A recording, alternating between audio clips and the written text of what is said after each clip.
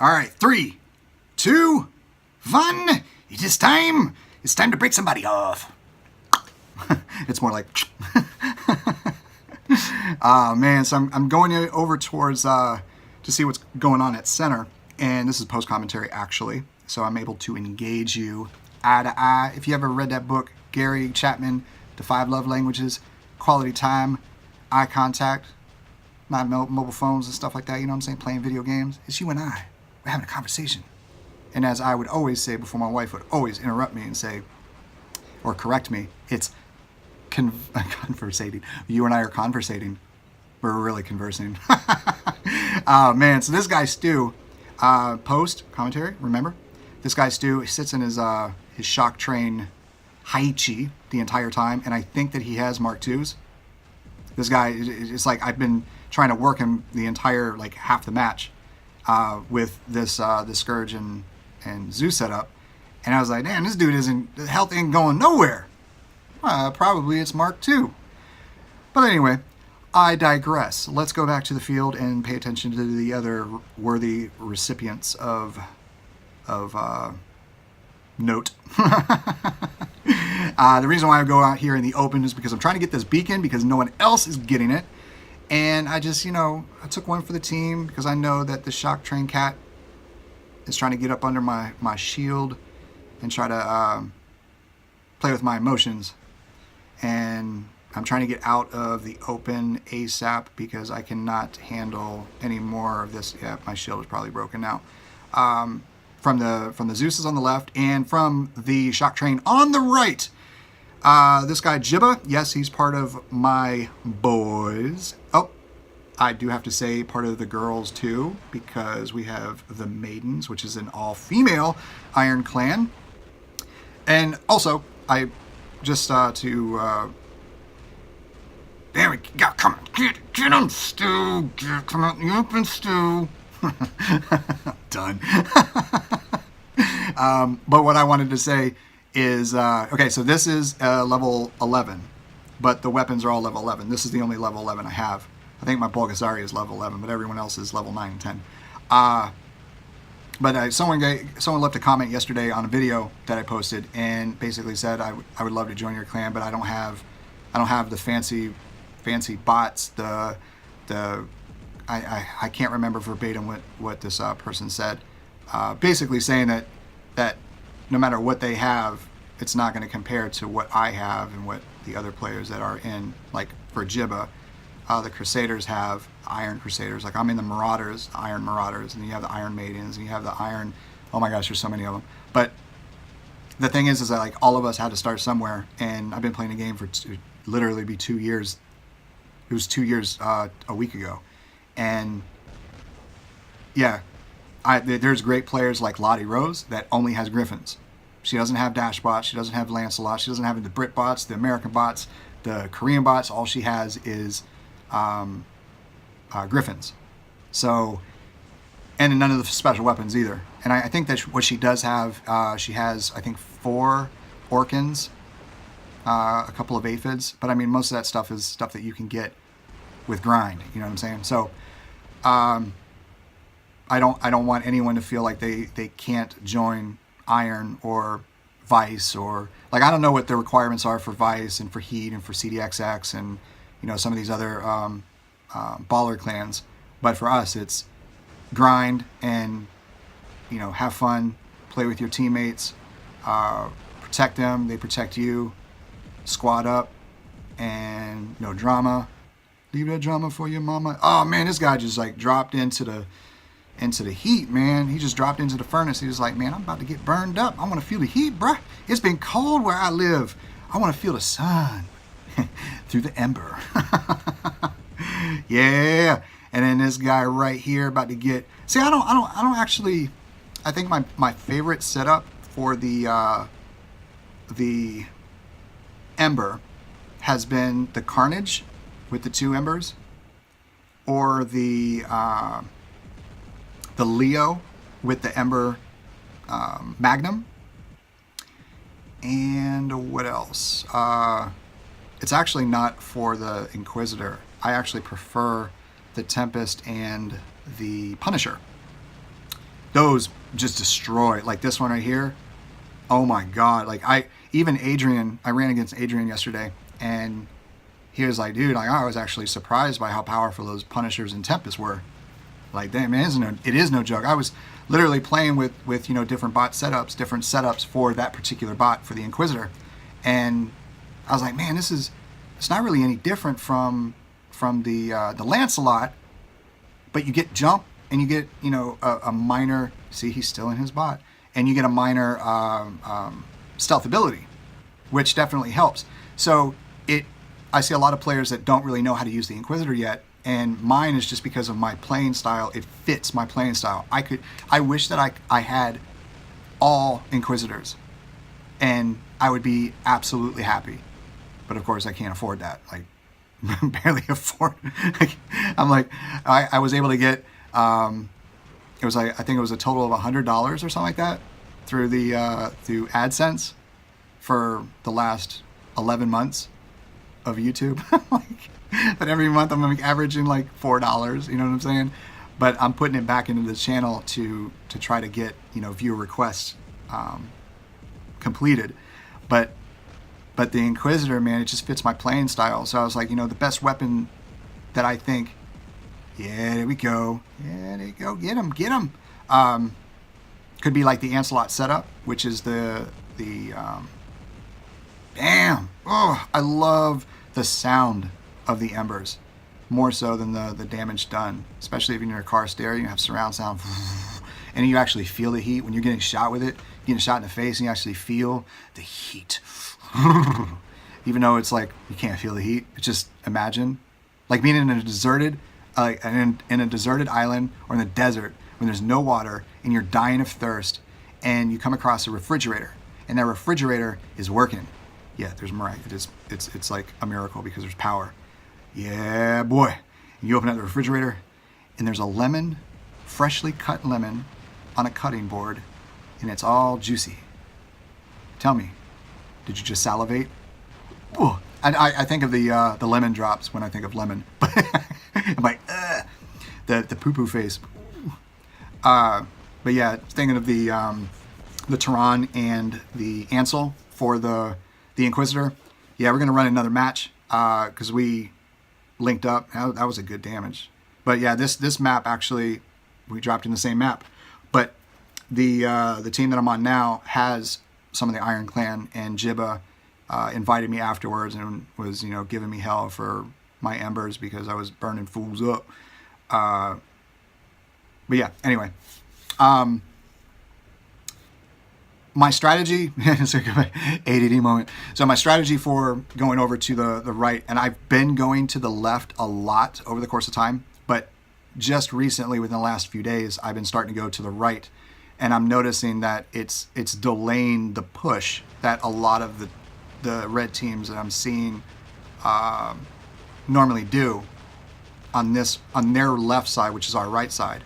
They're not pushing as hard when there's a presence over here with especially Tempests. Not so much the Mullet Griffin. Like when people say like, oh man, that shouldn't get a buff. I don't know what it is, but when I don't run that Griffin anymore, and it's because it doesn't do enough damage quick enough. It could just be me. I haven't been like Shane, which is Dr. Evil from the podcast. Like he does a lot of the numbers, and so does Jason, which is Mr. Higgles. I create spreadsheets, but I don't memorize the stats. But it just didn't seem like the Mullet Griffin did it for me. It didn't do enough damage for me.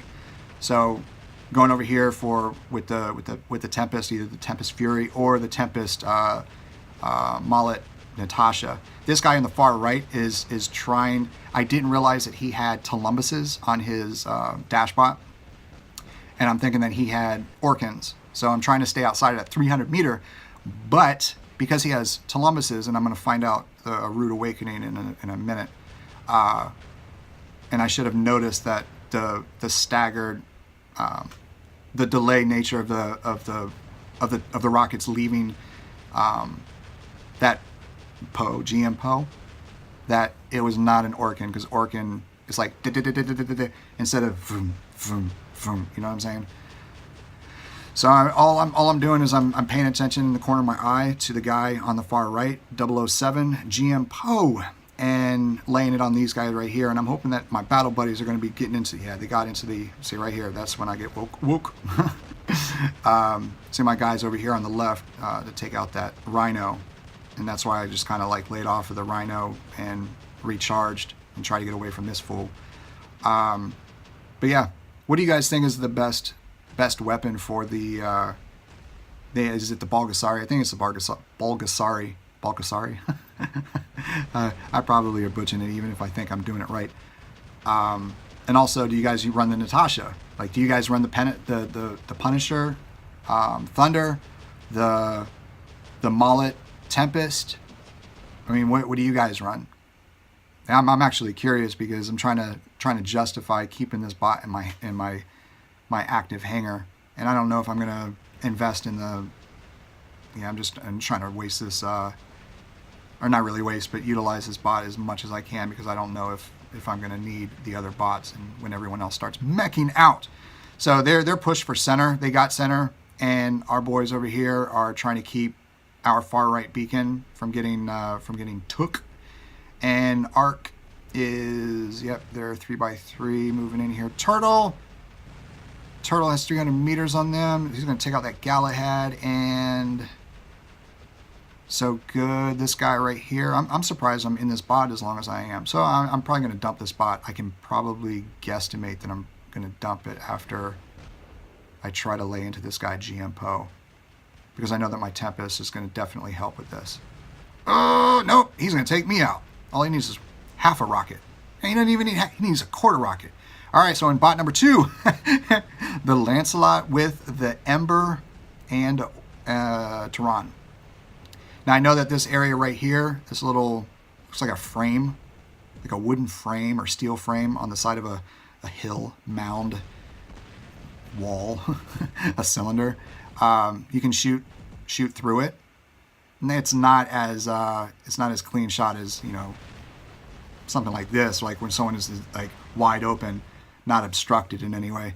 And yeah, the corner shooting of the not the corner shooting, but the it's not like a splash. It's still like heating up whoever is on the other side of the wall. I don't think it's a splash, but yeah, it's kind of like a splash. But yeah, trying to get over here to center beacon, try to capture this beacon and give Inigo Montoya some backup and try to stay outside of the field of the 600 meter of that Zeus Fury. Try to get this guy as quick as possible so that we can focus on that one. Yeah, hopefully we can get this beacon, get that beacon, get the beacon. Come on! Oh no! I gotta retreat. I'll be back. Hold your ground, sir. Okay, so he held his ground. Let me see if I can heat this fool up. Nope, my shield was busted. I actually, yeah, I meant to drop into this bot. I was thinking that I was going to drop into the, oh my gosh, what's the name of the bot? The Inquisitor, but no. You know what's interesting is that your crosshairs, like right here, my crosshairs are over the mound, but my Scourge, because I'm aiming at that Fury on the other side of this Griffin right here, the Scourge is not, the Scourge and the Zeus is not going over the mound where my like right there. I should, like right before it started to actually affect that Fury. In theory, it should be affecting the Fury. In theory, you know what I'm saying? Rhyme scheme. Free verse, bam! But I was just kind of shocked that like none of mine were hitting them. And I know that the profile of the bot that I have is a lot lower than the Fury. But I'm thinking that where the crosshairs, like the horizontal line is, that we should be able to clear wherever that obstruction is. So if like the crosshairs are here and the obstruction is here, it's over the obstruction. So whatever round I'm shooting should go over that obstruction. So if the crosshairs are here, the obstruction is here, my round shouldn't be hitting down here. You know what I'm saying? But it is what it is. I ain't trying to hate. I'm just trying to debate. So this guy has a great idea. He's utilizing the right side of that little area, that wall, to corner shoot, and he's doing a really good job because I think he did break my shield. He broke the first portion of my shield, and I know that if I would allow him to keep going, which is basically what I'm doing right now. The freaking auto select, why is it auto selecting people that are further away from you? And someone that is literally within, so right here it's 600 meters, right? And someone in front of me is like 200 meters. And then the person behind them is at 610 meters, and then they creep into that 600 meter mark. I'm engaging one person that's at 200, and then all of a sudden it changes to the person at 600. Child, please, you need to correct that, y'all. Pixonic, correct it. Package it. I don't care, call it something else. Auto select, select. I don't know. But fine tune it, because a brother is freaking out, okay? I'm literally trying to sprint in my only way possible, in my Lancelot and my broken legs, trying to get out of this. So I broke a shield. I'm trying to get out of that 350, but it did not work. Yes, somebody's going to receive the Tempest Punisher. It's not MK2, Punisher X, Punisher Big One. What is it called? I don't know what it's called. Oh my God. This guy got the beacon, and we are, dang. I need to get that beacon back, but I'm not trying to chase. I think I should have chased him around the left side, because hopefully you can get him. Yeah, see, yeah, because it's post editing, post commentary of the game. Like, I realized like where my mistake was. I opened myself up way too long for the trebs that just hit me, and this guy right here, because of where he's at, my stealth ability, like, it just, I'm not going to say it lost the game for us, but it didn't make a massive impact towards a win, because we didn't win. Oh man. And I'm trying to debate whether or not to go to the left side of this divider or the right side of the bridge, because I'm trying to get away from this guy's trebs, and because I only have that one bot left, and we are close to meching out already, and it's almost just us left, and I don't have a beacon grabber type of bot. I don't have a fast bot. But yeah, now this guy is within the 350, so this guy's within the 350, but it doesn't look like I'm gonna be able to get a beacon in time. Damn, I didn't even realize the time clock. All right, so that's one thing that always be paying attention to, is the time clock. And in every situation, think of, if I go the route that I'm going right now, yeah, I just put my iPad down and walked away. But if you can stop, like, the game is going, and there's nothing you can do about it. Thinking of, if you were to keep going in the direction that you are, to engage the person that you're engaging, and you know that you could do something different if you just made the choice, because if you did something different, you can go for another beacon, you can go for another enemy, and leave that one enemy alone, but knowing that somebody else is going to take them out, or it's going to put you in a better position to be able to grab another beacon to beat the clock, then, always be having that mindset of, what I, if I didn't do this, what other positive outcome could come from doing something a little different. And I know you don't have a lot of time, because you're within a 10-minute period, and the games are going like that. You know what I'm saying? So it is kind of difficult to do that. But with practice, you can get a little bit better, and record your gameplay and look at the things that you did during that game to see if there was anything that you could have done different. Again, going back to, those pivotal moments in the game where you think, maybe if I would have done something different, it would have made a bigger impact on whether we won, just won enough, just lost just a little, or lost really bad. You know what I'm saying? So anyway, just food for thought, and I decided to make a little bit longer video today because, just because. So, anyhizzle, I hope y'all are having a fabulous day. Hope you, your friends, and family are happy, healthy, and safe. And until next time, peace, y'all. And to see how I can fit this whole editing together. Almost 25 minutes. Dang. No, like, the total recording is almost 25 minutes. I know I screwed up the first recording, so it's still on the thing. Anyway, I'm not even going to edit that out.